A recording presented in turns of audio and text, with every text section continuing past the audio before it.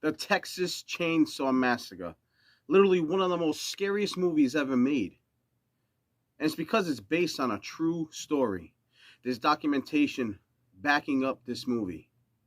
And still to this day, the man portrayed Leatherface still remains unknown where he is. That's what makes it scary.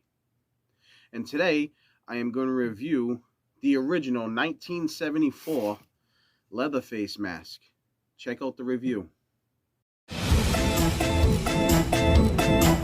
Mr. Halloween.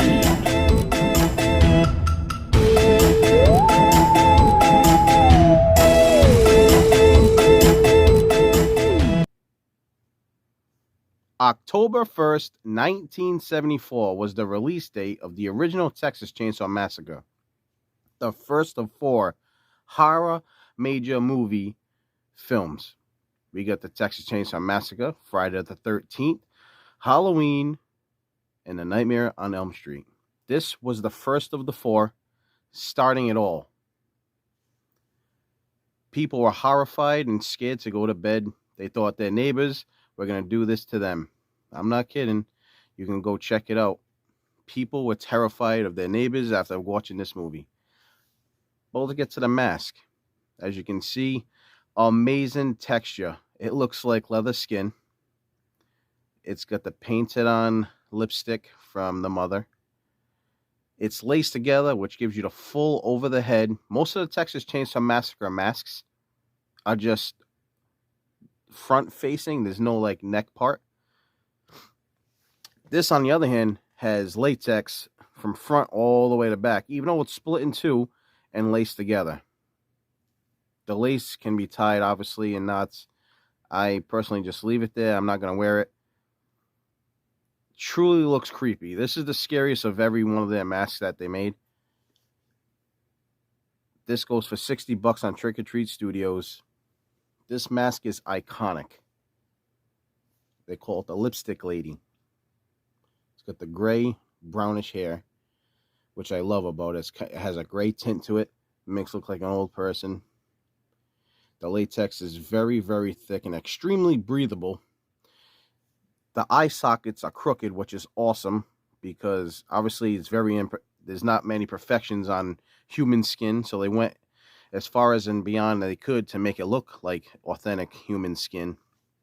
They nailed it with this mask. I love it. Everything about it's great. You could breathe in it. It fits your head great. Actually, whatever size head you have, it'll fit to your head. They did a great job with that.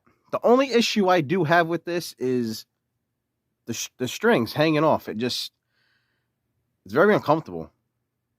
I hate the tickle of it hitting my neck and my chest. That's the only issue with this mask, but this mask is spot on. I friggin' love it.